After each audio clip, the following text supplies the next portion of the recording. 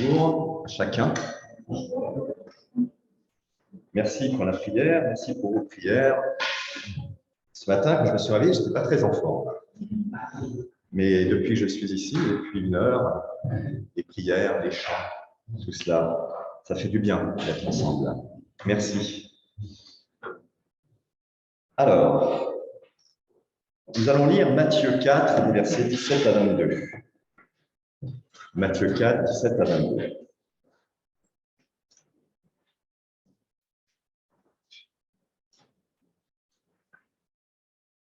Dès ce moment, Jésus commença à prêcher et à dire : « Repentez-vous, car le royaume des cieux est proche. » Comme il marchait le long de la mer de Galilée, il vit 2 frères, Simon appelé Pierre et André son frère, qui jetaient un filet dans la mer, car ils étaient pêcheurs.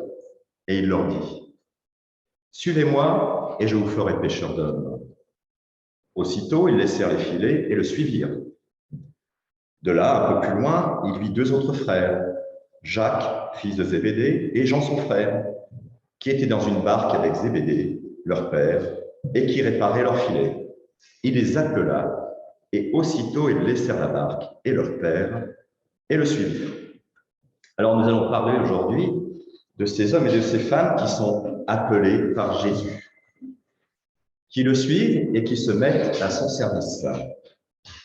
Ces personnes qui ne nous sont pas inconnues, puisque nous en faisons partie, puisqu'un jour nous avons suivi Jésus, j'espère, dans tous les cas, j'espère pour tout le monde. Et j'aimerais aujourd'hui que nous revenions sur ce qui nous a un jour décidé à suivre ce Jésus. Comme ces hommes, ce que nous sommes appelés à être, appelés à faire, et comment nous nous situons par rapport à celui qui est notre point de repère, notre boussole, le Seigneur Jésus-Christ. Nous individuellement, mais aussi ensemble, parce que nous voyons dans ce texte qu'il appelle pas un seul, mais qu'il en appelle plusieurs. Nous ne sommes pas seuls à être appelés, nous sommes appelés ensemble. Alors vous avez peut-être compris de quoi je voulais parler ce matin. Aujourd'hui, on va parler du disciple. Alors, j'aime bien regarder un dictionnaire. Définition du disciple dans le dictionnaire. Personne qui reçoit l'enseignement d'un maître, personne qui suit l'exemple de son maître à penser, qui adhère à une doctrine. Et pour disciple de Jésus, parce qu'il y a une définition de disciple de Jésus, ceux qui le suivaient et l'aidaient et auxquels il confia les missions temporaires d'évangélisation. Et plus généralement, le disciple, c'est le chrétien baptisé. Alors revenons à notre texte. Matthieu, vous pouvez remarquer, ne s'embarrasse pas dans les détails. Jésus passe par là et il dit à Simon, André, Jacques et Jean, suivez-moi et je vous ferai pêcheurs d'hommes. C'est simple. Ils laissent leur activité de pêcheur de poissons et le suivent. Nous ne pouvons qu'imaginer ce qui a pu les encourager à le suivre. Il n'y a rien d'autre, si promptement d'ailleurs. Peut-être que depuis plusieurs jours, la pêche ne marchait pas terrible. Le poisson ne marchait pas. Vous savez, quand ça ne marche pas, quand ça ne mord pas, c'est long la pêche. Il faut de la patience. Peut-être que ce métier leur pesait. Peut-être que le business n'était pas bon. Peut-être que le poisson ne se vendait pas. Alors, pourquoi ne pas changer de métier et devenir pêcheur d'hommes avec quelqu'un qui a l'air sympathique, si sympathique ce Jésus? En général, lorsque nous témoignons de notre rencontre avec le Seigneur, ou que nous racontons la façon dont nous avons répondu à son appel, nous aimons bien donner des détails, de nombreux détails, qui peuvent être intéressants d'ailleurs pour ceux qui nous écoutent. Nous aimons dire ce que nous faisions à ce moment-là. Nous aimons retracer les étapes qui nous ont amenés à ce moment-là. Cela est bien, c'est vrai.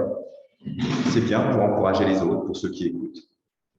Mais la façon succincte, très succincte, dont Matthieu nous raconte l'appel des disciples n'est pas du tout destinée à mettre en valeur chacun des disciples, mais à mettre en valeur qui? Jésus, l'intervention de Jésus. Car c'est vrai, lorsque nous présentons notre conversion, nous avons tendance à nous mettre en valeur nous-mêmes. Allez, disons-le. Or, dans l'Évangile, ce qui est important, c'est l'appel de Jésus. Et d'ailleurs, c'est aussi pourquoi nous sommes interpellés par ce texte. Ce passage nous interroge sur la méthode de Jésus. La scène qui nous est décrite est une scène ordinaire de la vie quotidienne. Ce sont des artisans qui sont en train de travailler, il y a de la vie autour d'eux, il y a du bruit, il y a des gens qui parlent. On peut même imaginer aujourd'hui quelqu'un dans son bureau qui est penché sur son ordinateur ou sur son texte et qui d'un seul coup entend cette parole « Suivez-moi, suis-moi et je te ferai pécheur d'hommes ». Et que font Simon, Pierre, Jacques et Jean? Ils suivent, ils le suivent.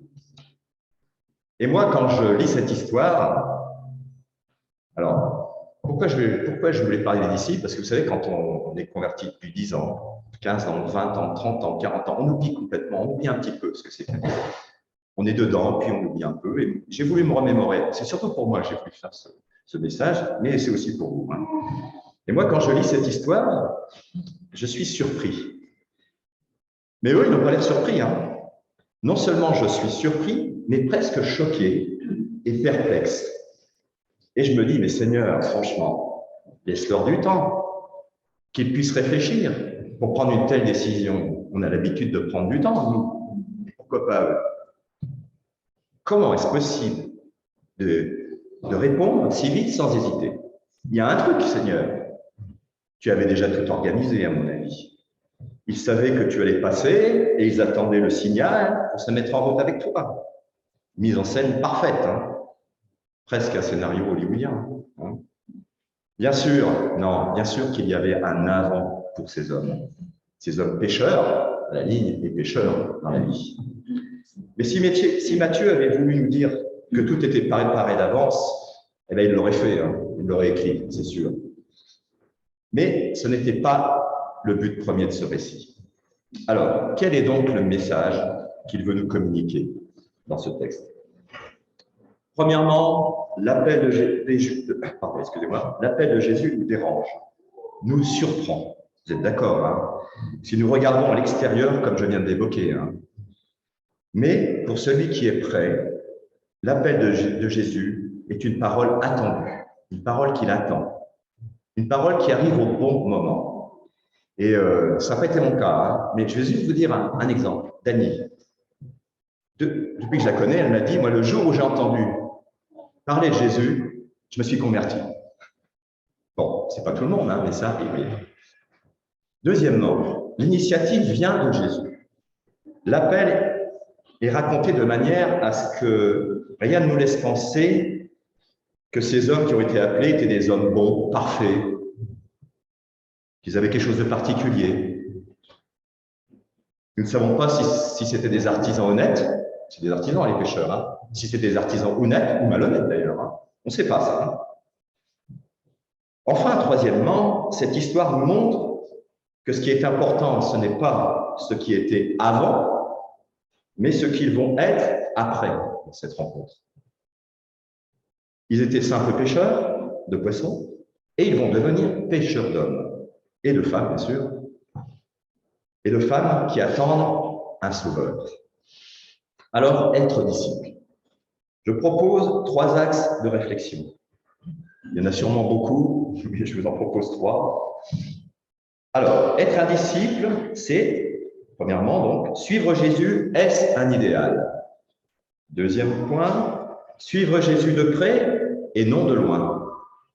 Troisièmement, appeler, comme disciple, à faire quoi? Mais quoi? Et une petite conclusion. Suivre Jésus, être disciple, est-ce un idéal? Mais qu'est-ce qu'un idéal, chacun d'entre nous? On peut avoir des idéaux très différents. Alors, définition, je vais toujours au dictionnaire. Alors, définition d'idéal, c'est pouvoir atteindre toute la perfection que l'on peut imaginer, concevoir ou souhaiter. En fait, la meilleure vie que l'on puisse souhaiter au sens du monde. En général, hein, c'est la définition en général.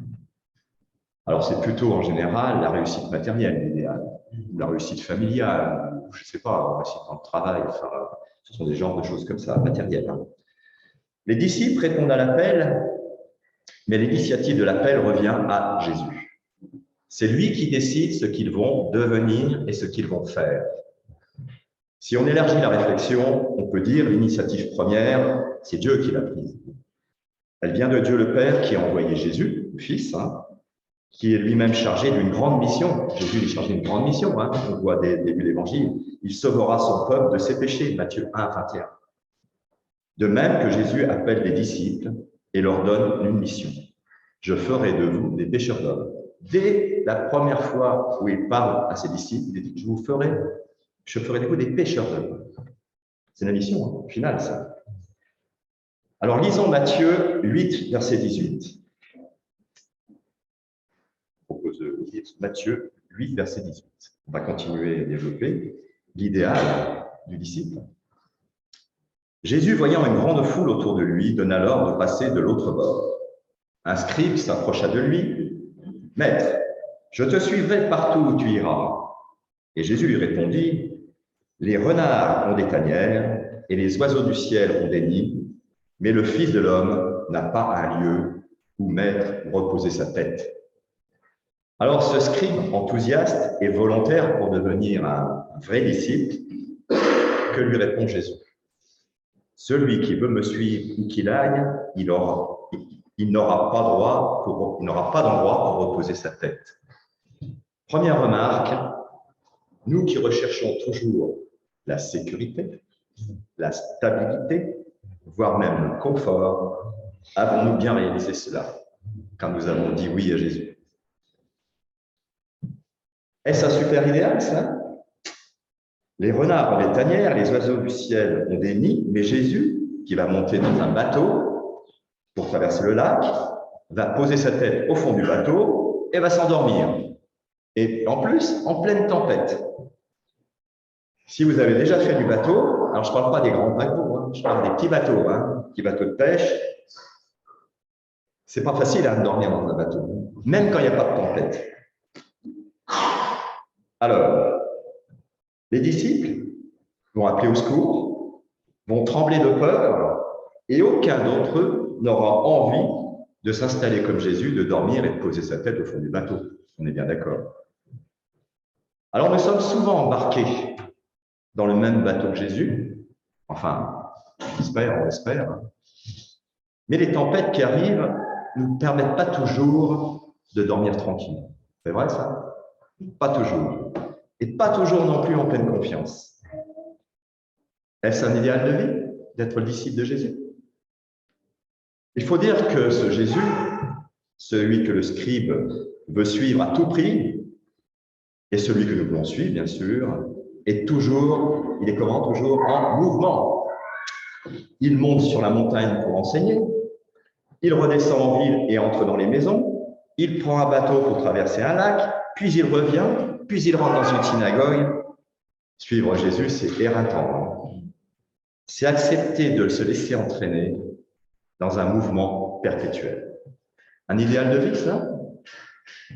On dit souvent que ce scribe volontaire et enthousiaste n'avait pas assez réfléchi aux implications de son engagement. Si c'est le cas, il n'est ni le premier ni le dernier. Rappelez-vous, Jacques et Jean qui voulaient siéger à droite et à gauche de Jésus, qui voulaient entrer dans le règne sans passer par la croix, et à qui Jésus leur dit, « Vous ne savez pas ce que vous demandez. Vous ne savez pas ce que vous demandez. » Il est donc jamais inutile de prendre le temps de réfléchir avant de s'engager dans un service pour notre Seigneur. Jamais inutile. Même si nous le savons, des fois, bon, allez, on ne réalisait pas. Mais ce que nous remarquons aussi, c'est que les autres personnages qui s'approchent de Jésus dans Matthieu, dans les autres évangiles, avant ce scribe ou même après ce scribe, s'approchent souvent avec une foi simple. Une foi simple.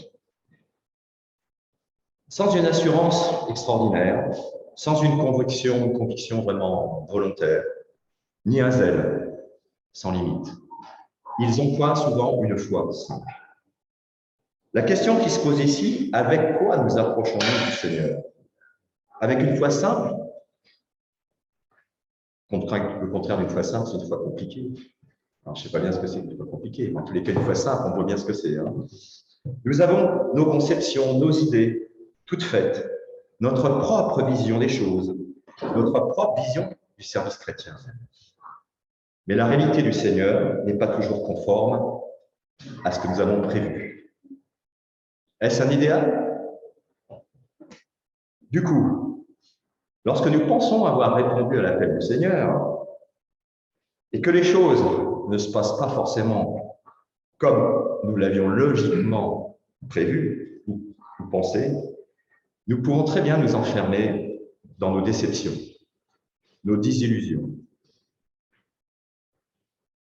Et puis, mais je pense à nous, moi ça m'est arrivé, hein, je pense que ça devait tous arriver. Et puis, nous vivotons notre foi chrétienne. Et ça peut durer longtemps, hein, ça peut durer un certain temps. Hein, en pensant que nous sommes peut-être passés à côté de quelque chose, que nous n'avons pas compris ce que le Seigneur voulait nous faire faire, ou voulait nous dire, etc., etc. Et puis alors, il y a l'Église surtout. L'Église aurait pu être plus comme ceci ou comme cela. Quand je me suis engagé, on ne m'a pas tout dit. Hein. Lorsque les disciples sont montés dans la barque, ils ne pouvaient pas imaginer qu'une tempête allait éclater, parce qu'à l'époque, la météo, ce n'était pas terrible. Il n'y avait pas de prévision extraordinaire. Lorsque Jacques et Jean ont demandé d'être à la droite et à la gauche de Jésus, ils ne pouvaient pas savoir qu'à sa gauche et à sa droite, il y avait quoi? Il y avait une croix aussi. Il y avait 2 croix. À ces disciples, qui sont des pêcheurs et qui abandonnent leur barque et leur filet de pêche, Jésus dit, « Je vais faire de vous des pêcheurs d'hommes. » Ils étaient pêcheurs et seront toujours pêcheurs, mais ils n'imaginent pas de quelle manière et de quel genre de pêche ils vont bien faire. Et pouvons-nous imaginer ce que le Seigneur va nous faire faire quand on s'engage? Est-ce que nous pouvons imaginer? Non, en général, on a une idée, mais on ne sait pas comment ça va se passer. Aux scribes enthousiastes, comme à nous, Jésus demande de renoncer à ce que nous pensons que pourrait être notre engagement. Pour répondre à Jésus, il faut accepter de se dessaisir de l'avenir. Alors, on l'a souvent entendu, ça on l'entend souvent, mais c'est pas facile, hein, faut reconnaître. Quand on est au travail, quand on a un avenir assuré pour notre famille, pour son travail, etc., l'avenir, des fois, conditionne notre vie de chrétien. Et il faut bien préciser ceci. L'engagement chrétien n'est pas l'attachement à un idéal, ni à un projet personnel, hein, ni à un avenir tout tracé, mais à une personne qui est à la fois pleinement homme et pleinement Dieu. Jésus, Christ, le Christ. Et vous savez, les grandes idées finissent toujours par s'effondrer. Les projets, ils réussissent ou ils échouent. Et l'avenir, qu'en savons-nous? En janvier 2020, qui aurait prédit la pandémie? En janvier 2022, qui aurait prédit la guerre en Ukraine? Alors, le disciple ne suit pas un idéal de vie au sens de ce monde. Il ne suit pas un projet, il ne suit pas un avenir. Il suit Jésus-Christ. Et c'est le Saint-Esprit qui nous guide et qui nous conduit. Voilà l'idéal avec Christ. Alors, le deuxième point, suivre Jésus de près, être disciple 24 heures sur 24. Suivre Jésus, oui, mais le suivre de près, et non pas de loin. Lorsque les premiers disciples ont entendu l'appel de Jésus, ils ont commencé à le suivre. Mais ils ne savaient pas quoi s'attendre, évidemment, on en a déjà parlé, comme nous l'aurions fait à leur place. Ils ont dû chercher à imaginer ce que pourrait être leur avenir. Ils ont peut-être rêvé d'un idéal aussi, comme on l'a déjà évoqué. Mais nos rêves ne correspondent pas toujours à la réalité, on en a déjà parlé. Alors, je vous propose de lire Matthieu 8, les versets 21 et 22.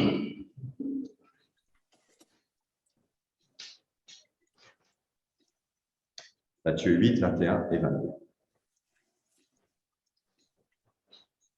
Un autre d'entre les disciples, on ne sait pas lequel, Il lui dit, « Seigneur, permets-moi d'aller d'abord ensevelir mon père. » Mais Jésus de lui répondre, « Suis-moi et laisse les morts ensevelir leurs morts. »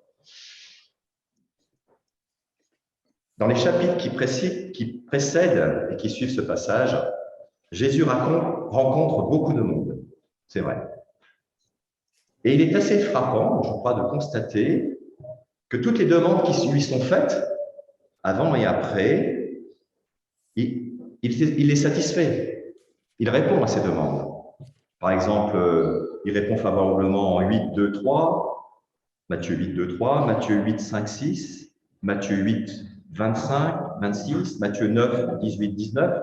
Je vais vous lire Matthieu 9, 8, 18, 19. Je ne vais pas tout lire, hein, vous pouvez les noter. Alors là, il répond par exemple, alors c'est 9, 8, 18, 19. Tandis qu'il leur adressait ces paroles, voici un chef arriva, se prosterna devant lui et dit, « Ma fille est morte il y a un instant, mais viens, impose-lui les mains et elle vivra. » Jésus se leva et le suivit avec ses disciples. Donc on voit qu'il répond tout de suite, hein. Il n'hésite pas. Mais là, pour ce disciple qui voulait ensevelir son père, il dit non, en gros. Pourtant, la demande est raisonnable et même justifiée. Qu'est-ce qu'on aurait dit, hein? Elle n'est pas excessive. Laisse-moi enterrer mon père et après je te rejoindrai et rapidement. Hein. Je prendrai le premier, je ne sais pas quoi, le premier cheval et je te rejoindrai rapidement.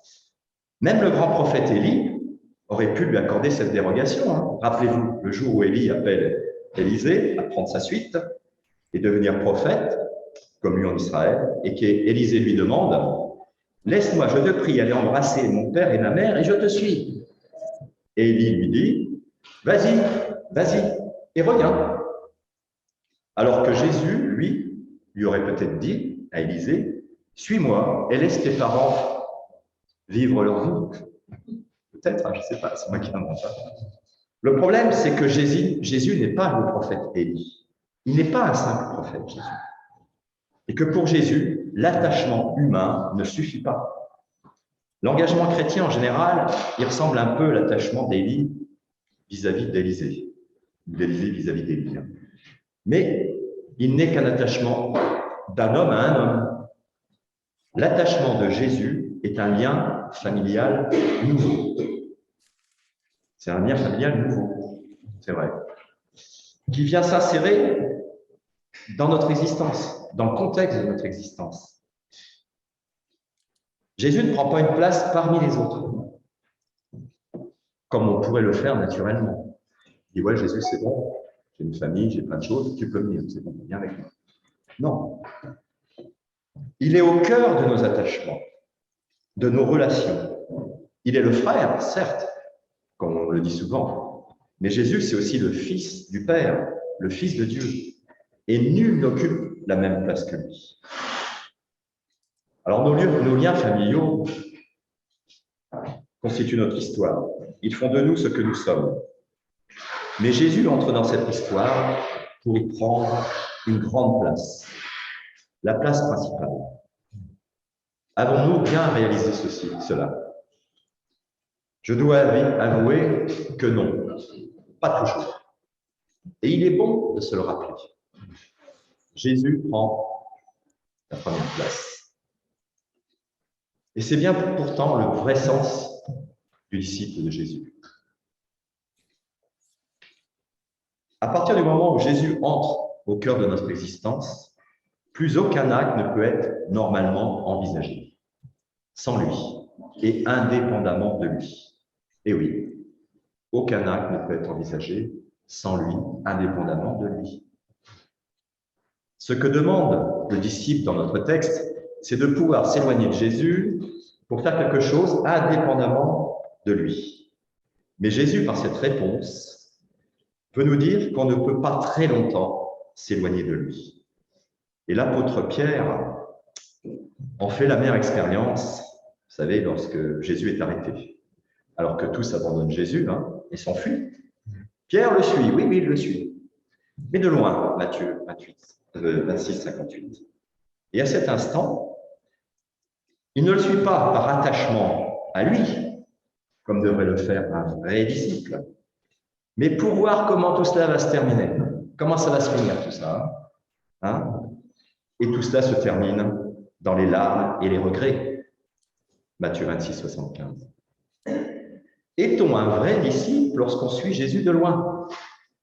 Est-on un vrai disciple lorsque ça se gâte et qu'on s'en va? Et qu'on se tait alors qu'il faudrait parler? Est-on un vrai disciple lorsqu'on baisse les bras quand tout nous semble difficile avec lui? Même sans lui, mais avec lui. C'est pourquoi l'histoire de ce disciple se termine par un nouvel appel, un rappel. Suis-moi, laisse tomber et suis-moi. Sommes-nous des disciples à distance? Se pourrait-il que nous fonctionnions indépendamment de Jésus? Oui, cela nous arrive. Et sûrement plus souvent que nous l'imaginons, consciemment ou inconsciemment. Donc, il est bon de se remémorer l'appel le plus simple, le plus court de Jésus. Il n'y a pas plus court, hein, suis-moi. Pas besoin de super slogans pour attirer les disciples, comme ceux qui sont savamment étudiés par les partis politiques, par exemple. Avec nous pour un avenir idéal, etc., etc. Non, suis-moi. Peut-on être un chrétien sans Jésus? Non, bien sûr.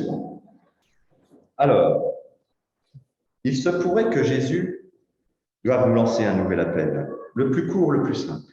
Suis-moi, suis-moi, et laisse les morts enseigner les morts. Oui, c'est exigeant de suivre Jésus, de près, et non de loin. Et peut-être pas vraiment un idéal au sens humain du mot, mais franchement, n'est-ce pas la meilleure place que d'être l'ami de Jésus? Non?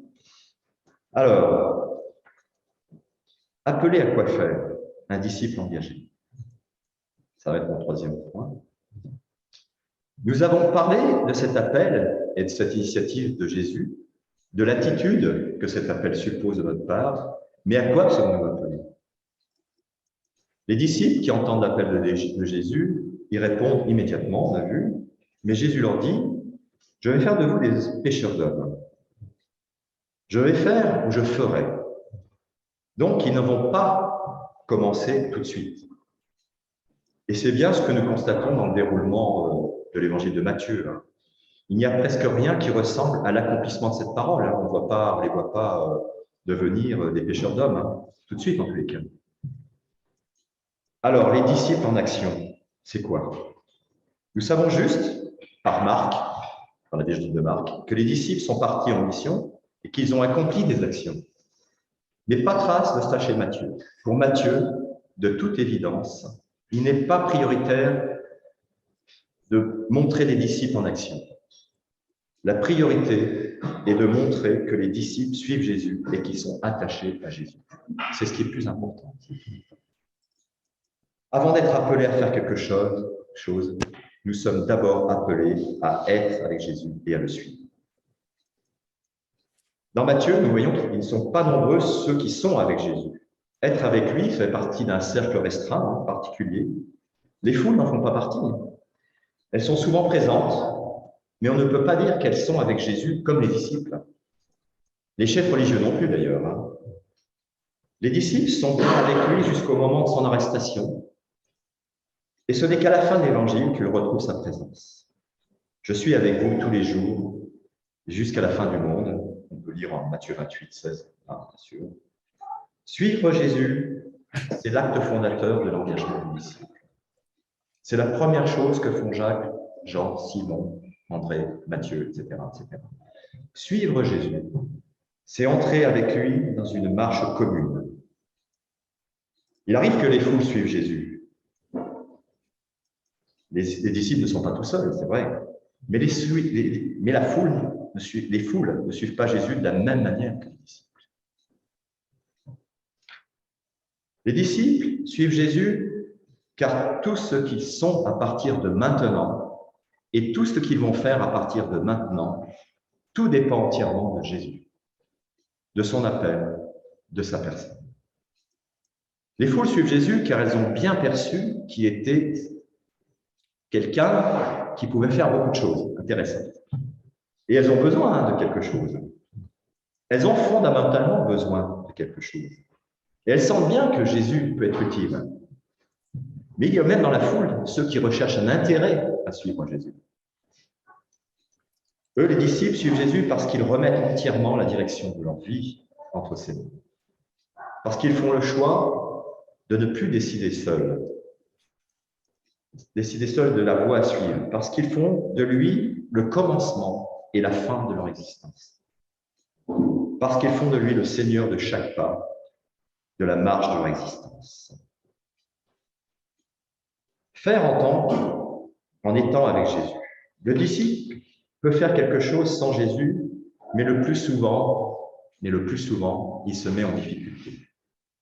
Rappelez-vous, lorsque les disciples avaient essayé de guérir un enfant, l'enfant que son père disait lunatique et malade, et qui tombait dans le feu ou dans l'eau. C'est Matthieu 17, versets 14 à 18. Alors le père, qui avait déjà vu les disciples qui n'avaient pas pu faire grand-chose, va voir Jésus, et Jésus lui dit, « J'ai amené mon fils vers tes disciples, mais ils n'ont rien pu faire, ils n'ont pas pu le guérir. » Rappelez-vous également au jardin de Gethsémane, les disciples laissés seuls quand il part prier à l'écart et qui s'endorment au moment le plus important. Non, décidément, les disciples ne sont pas faits pour être seuls. La présence de Jésus est indispensable à leur action, à notre action. Alors, pour résumer ce troisième point, on pourrait développer à l'infini, ne rien entreprendre sans Jésus, donc sans avoir reçu son assentiment, par son Saint-Esprit, dans la prière, et en le partageant avec les autres, avec ceux qui sont ensemble.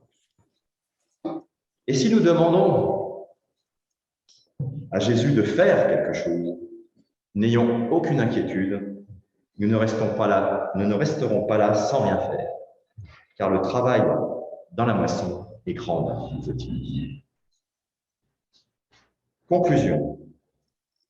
Alors, répondre à l'appel de Jésus, devenir un disciple, c'est s'approcher avec foi du Seigneur, mais avec une foi simple. Se débarrasser de ses propres conceptions et de se dessaisir d'un avenir prévu ou tout tracé. S'attacher à Jésus, au Seigneur, avancer et agir avec lui, et non sans lui. Faire ce qu'il nous appelle à faire, et pas ce que nous avons envie de faire. Alors, que nous soyons un des disciples, ou le scribe enthousiaste, ou des disciples plus réticents, que nous puissions être attentifs à la volonté du Seigneur et y répondre. L'idéal pour un homme, n'est-ce pas de connaître ce Jésus et d'avoir la paix et le pardon de ses péchés? C'est bien l'idéal pour un homme, comme nous, quelqu'un qui est sauvé. Puis-je devenir un bon disciple après ce que j'ai entendu? Si je n'ai pas un mot. Suis-je un bon disciple au sens de l'Évangile? Ai-je été un bon disciple? Mais suivant l'adage, il n'est jamais trop tard pour bien faire. Alors je vous laisse tout cela à méditer, en espérant que nous sommes tous des bons disciples, en tous les cas que nous nous remettons en question sur le sujet. À méditer. Amen.